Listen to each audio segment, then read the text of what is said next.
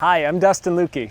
And I'm Candace Price. This is another edition of Hometown Conversation. We're working to bring together community members to talk freely and openly about ways we can make effective, positive change in our community. Yes, we want to be a platform of education, understanding, and empathy.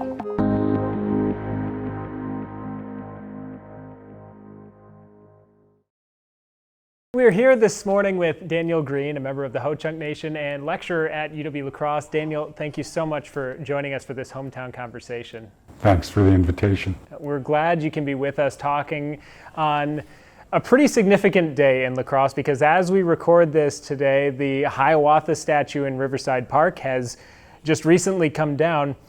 What is the significance of this day to you personally? Fruition after 2 decades of trying to convince the community and others that this is a harmful thing, particularly to Native American youth. Interesting. I got to bring up the point that some in the community have spoken out saying that this was intended as a way to honor Native American peoples, but you say that misses the point. The intentions do not determine consequences, however well intended, and if it was, I appreciate that. But what I wish the other side would appreciate is the expert point of view that this does indeed harm Native American children. Unintentionally, but the results are reliable. The tests over and over come to the same conclusion. Can you detail some of that harm? A lack of self-worth, a lack of self-esteem, and even community worth. To look at these and say, well, this represents all of us, all my family, my relations, other Native Americans, and it even diminishes that the entire community is less than, it's not as good as the surrounding communities.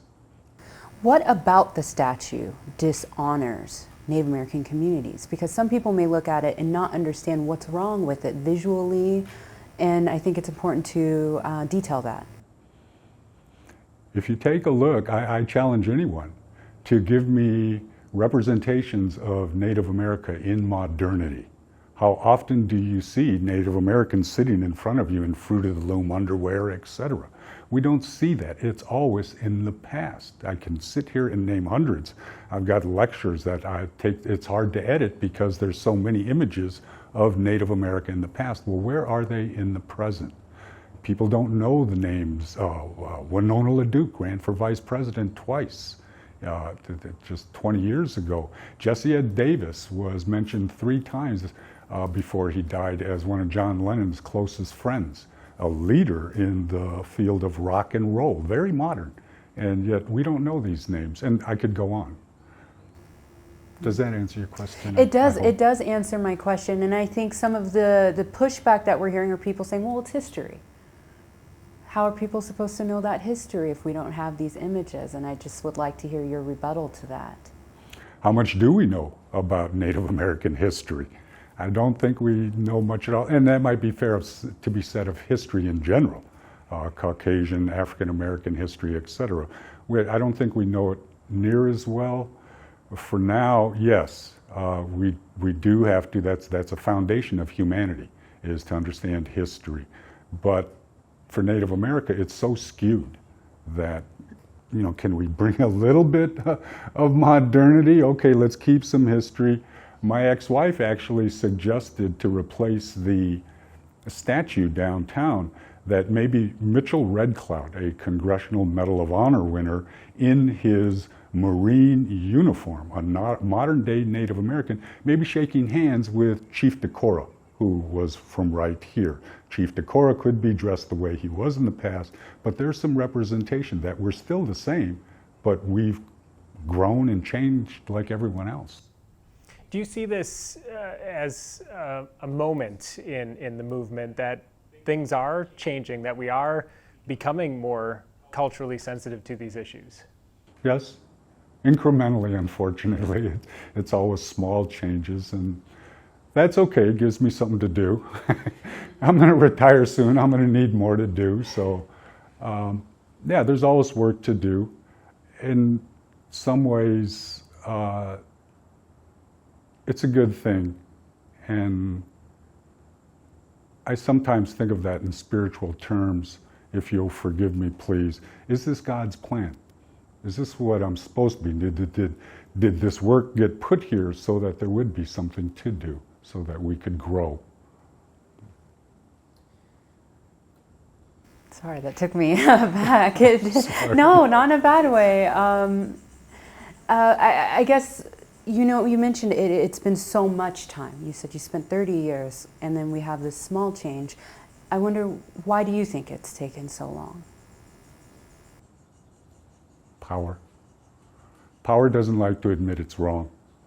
Power doesn't like to admit it made a mistake, and certainly well-intentioned, without that perspective of the other side. How do you feel about this? How do you feel about that? We haven't approached things, policies, etc. The power to name is a powerful thing, and some don't want to give that up. We're used to having things our way. We decide, and not you. As rude as that seems, that has been the result. When that statue went up in 61, was it? Alvin Blackdeer immediately spoke on behalf of the Ho-Chunk people and said no. But no one listened then. No one listened 20 years ago during my editorials. And what they had almost 1,500 people, local people, sign a petition to keep the statue. So it continues. Why do you think they're listening now? Or are they? Can you turn on the news in the last few months and not listen?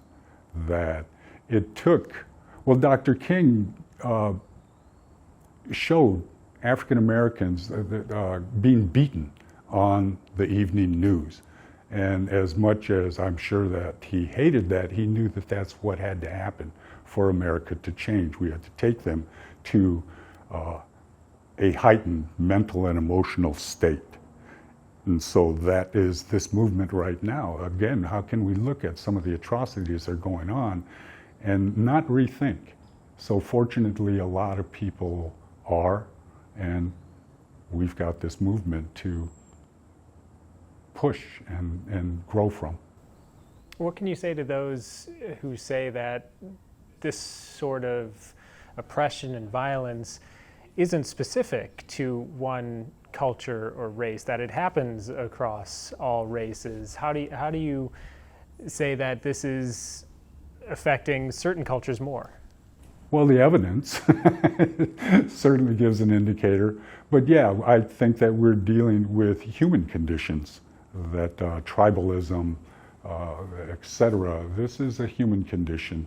It's not specific to a skin color or any one geographic group. However, we have the ability to think collectively. That may be a choice. And that's one of the concerns right now I have for America, is that the US, excuse me, the US is that we value individualism as much as we do, as opposed to the collectivism of united we stand.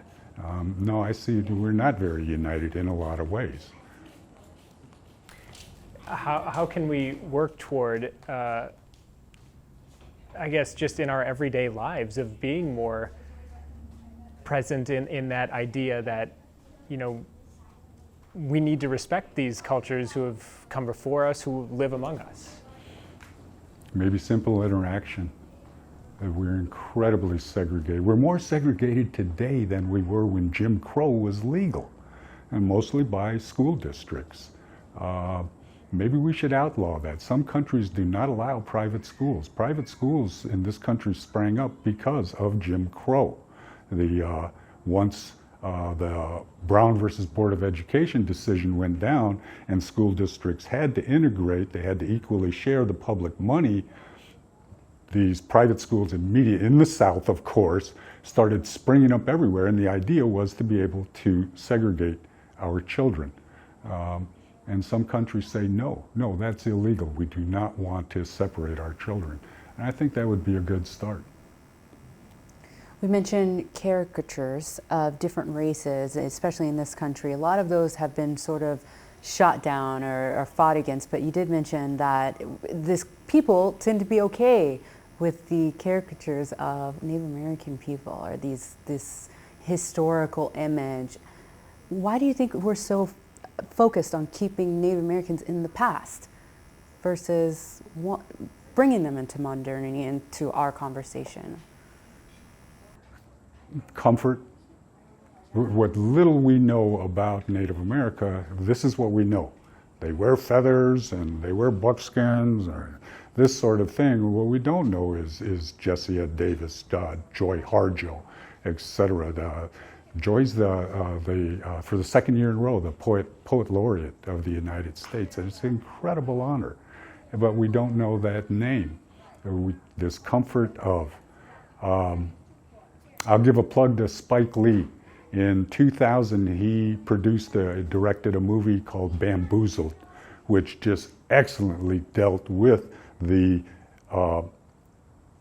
paraphernalia, the nostalgia, all the items that were out there depicting African Americans in a derisive manner. Well, we got rid of those things. We did our best anyway. Some of them are still around, but for the most part, we got rid of it. That's why people don't understand Aunt Jemima and Uncle Ben's. Say, well, white children had to call them uncle or aunt, otherwise they would be punished because they weren't allowed to speak to African Americans unless they were their slaves, their servants. And so children were taught to call them either aunt or uncle, so that anybody within earshot would say, oh, okay, it's okay that they're talking to that black person. I know I'm going wildly off in both directions. This is interesting context, I think, to help shape the conversation that we're trying to have. What do you say to those who say that this idea of cancel culture, we're again, taking away monuments from the past or relics of the past, is going too far? I call it progress. Yeah, some things need to be canceled. Little Black Sambo, Betty Boop, etc. Yeah, those things need to be canceled. What is mistake? It is culture, but it's not a positive side of culture. Exist in history. Can we look back on these times and say this is something we had, and learn about maybe why we had it at the time? Certainly. That's Santayana's maxim, is if we don't learn, we're doomed to repeat it. We study history so that we know who we are, how we got to where we are, and now we know, okay, we won't do this anymore. It's not positive. But I want to get back to the effect you're saying it has on children, because I think it's important for people to understand that it's just not a harmless act. I think a lot of people think these images or these ideas are harmless. So just taking it a step further, I mean, do you remember growing up and seeing these images and how it made you feel? And can you describe that? Yeah, too many stories. Growing up and always being treated that way. I started the lecture with one, and there were lots of those, of my identity being appropriated.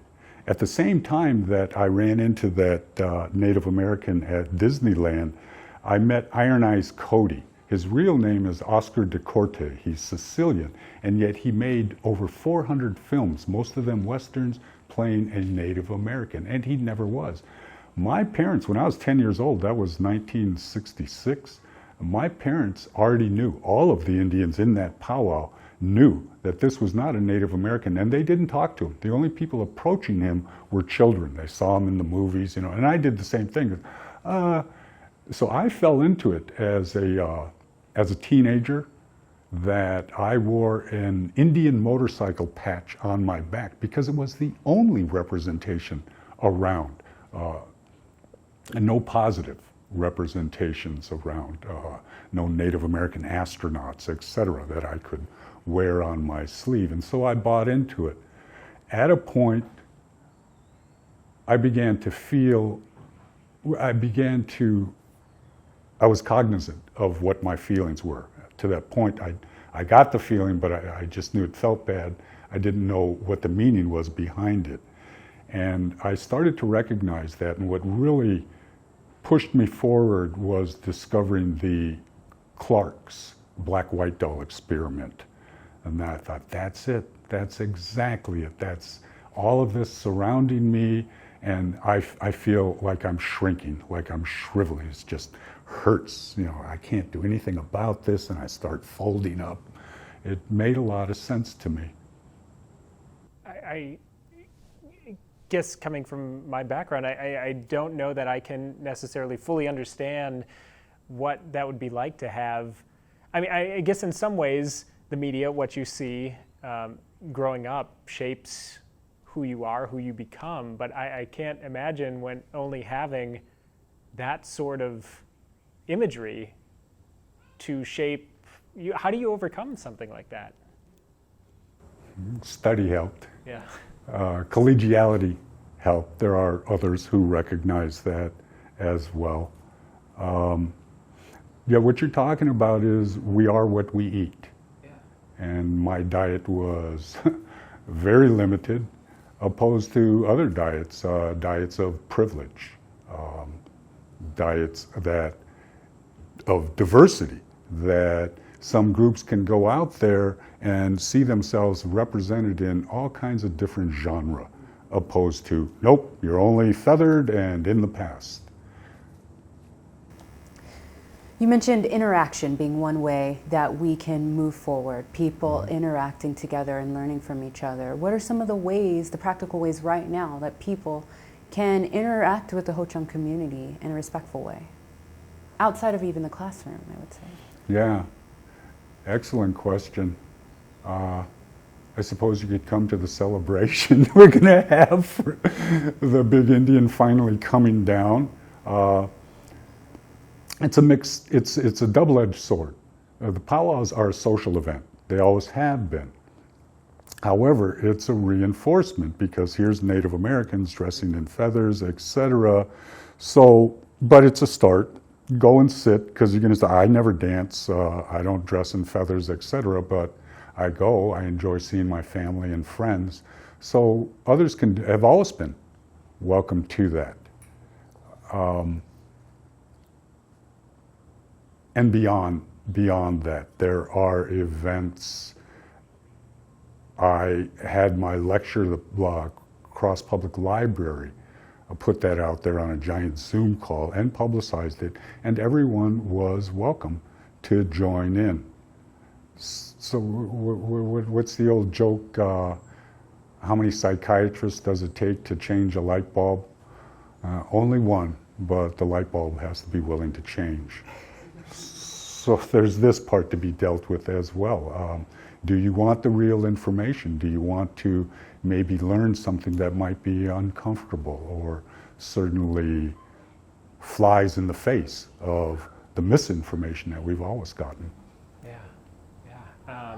I'm just curious, going back to the statue, obviously it's been a big issue of debate. Is it just that it was culturally insensitive in this representation? I guess what I'm asking is can white people or people of other cultures create works of art that dutifully honor Native peoples or other cultures, or is that just too much of a disconnect? No, art transcends.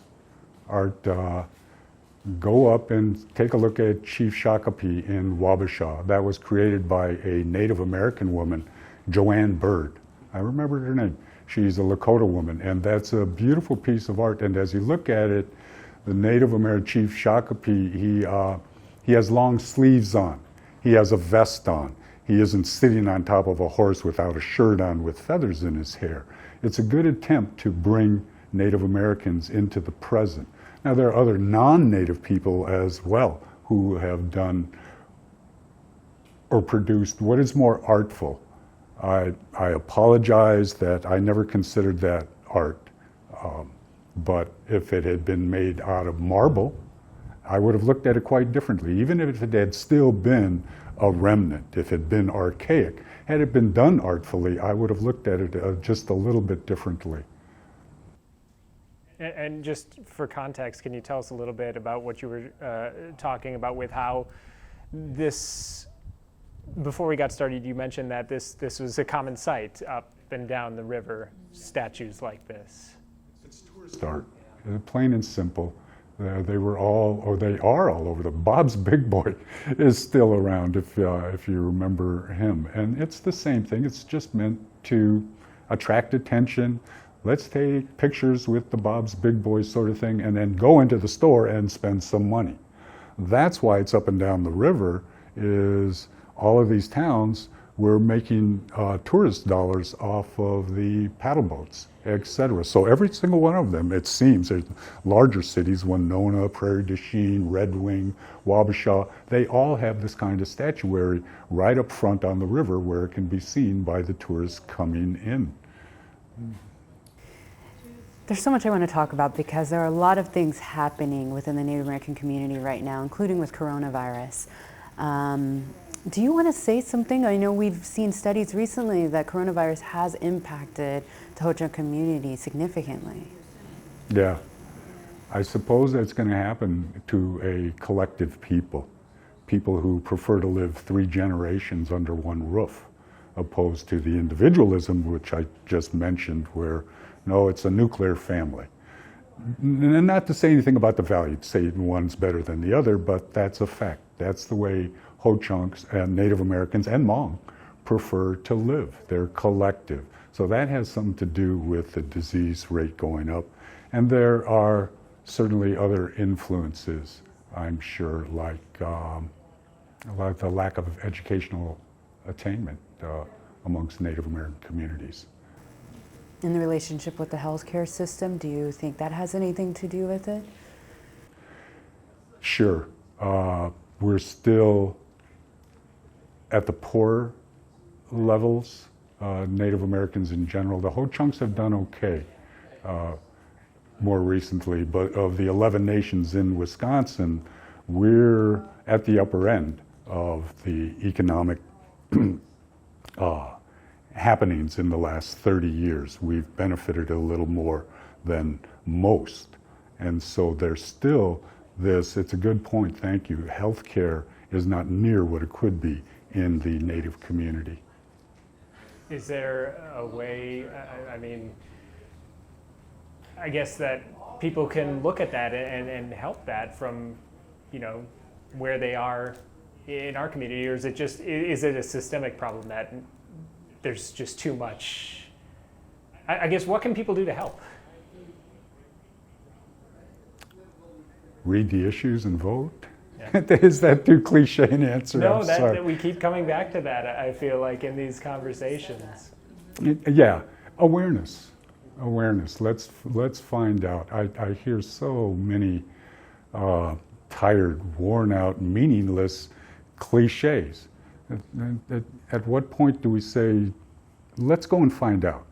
If you want to know how a person feels about something, don't accept hearsay, go to that person and ask. It's as simple as that. Do you have any good sources to start? I mean, talking about reading material?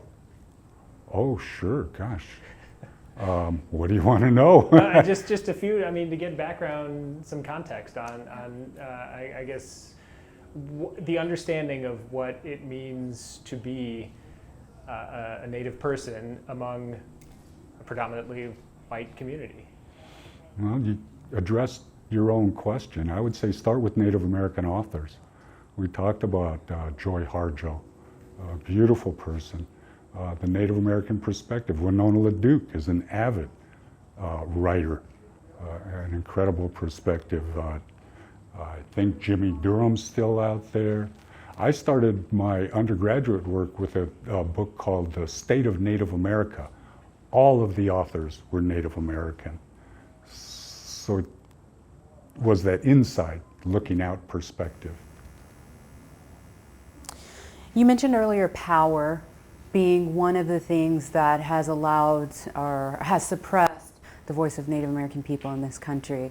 And then you also mentioned earlier that casinos have been one of the ways that Native tribes have been able to attain some amount of power, but you said it wasn't necessarily a good thing. Could you talk about that a little more? Well, there's the stereotype of Indian-rich casinos, yeah, and the statistics are something like less than half of Native Americans in this country have casinos. I think it was closer to a third.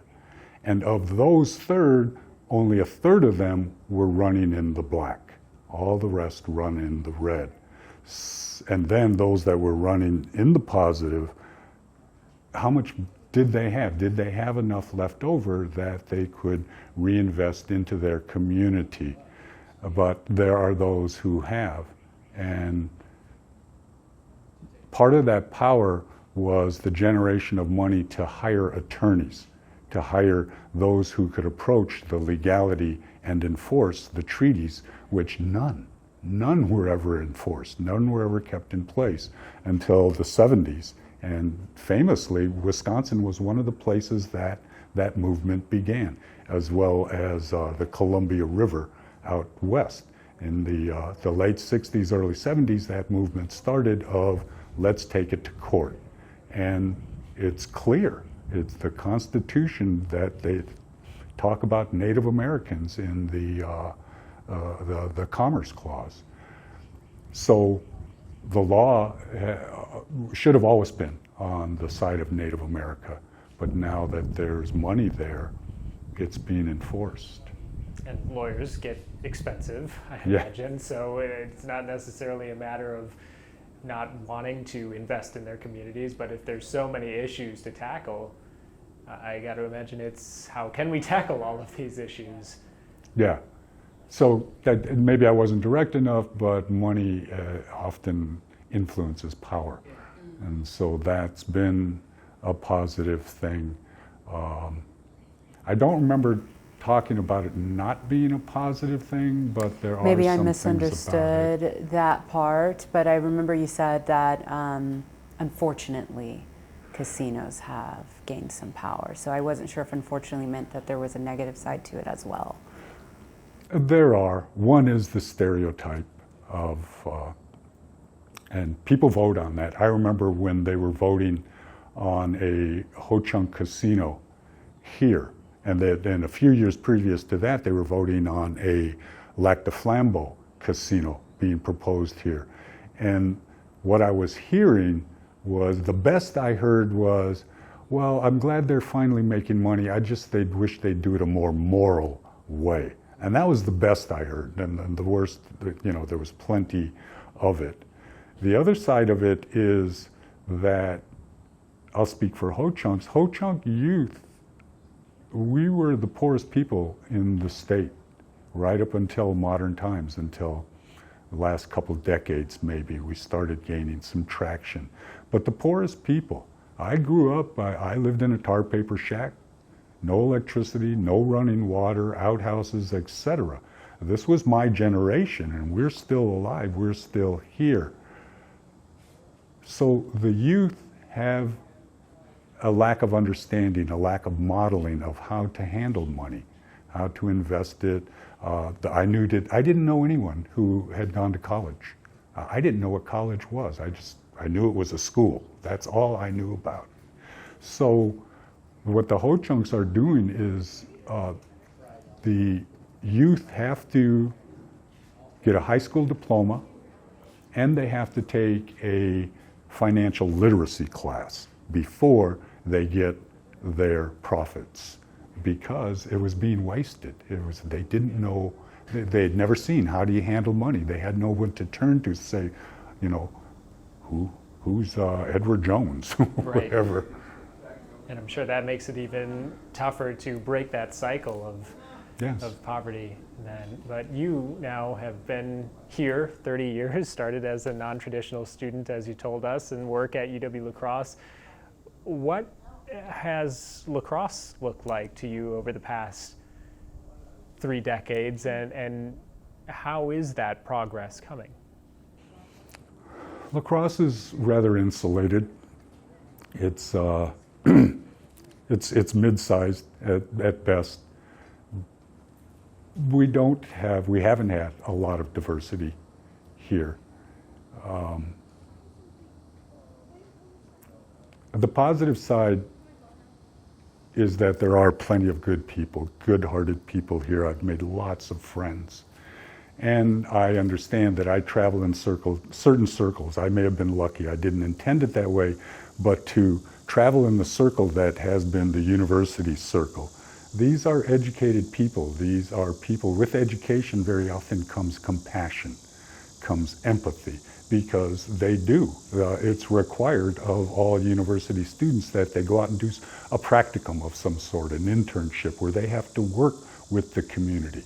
I benefited from that by working with battered women, working with Hmong student groups, etc. I got to see the other side of something I didn't know.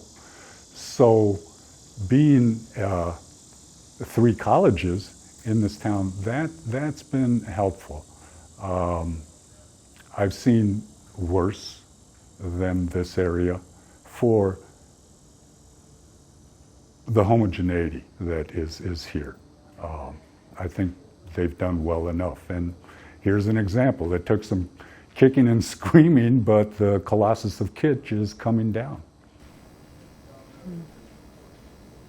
Well, Yeah, I think this was good. I don't have any. I was going to say, I think we covered a lot Yeah. in a relatively short amount of time. Are there any parting words you'd like to leave us with? I don't know, I was thinking about something like partying like 1999 or something. That just 20 years. When I first wrote those, and I was invited. Dick Mile was an old friend on the editorial board, and he contacted me, and they had this new idea of guest editorialists every month. And he said, Dan, we don't have any people of color on this. And he said, would you? And I says, okay. He says, you can write about anything you want. Well, I chose Native American imagery. It wasn't solely the Colossus, but it was, we had plenty more, which is now gone. When I first moved to La Crosse, I saw a couple of lawn jockeys in plain sight. And people didn't understand what was wrong with it. They didn't understand the history that black jockeys were showing up white jockeys. And so the power said, we can't have none of that. So there was no more of that. But well, where did these little guys in silks come from? We didn't understand that history. So again, we've been moving. I don't get the hate mail that I did 20 years ago. So it's progress. And there's a part of me that says, yeah, okay, I want a little bit of closure. I want a little bit of a pat on the back, say, well, you did it, Dan. You helped improve the community, regardless of those who knew that it was an improvement. Thanks for asking. Yeah. Thank you for sharing and being so open to talking about these issues. We talk about these being difficult, sometimes uncomfortable conversations, and we appreciate you sharing with us. Yeah, I appreciate the opportunity. Thank you. Thank you. Thank you.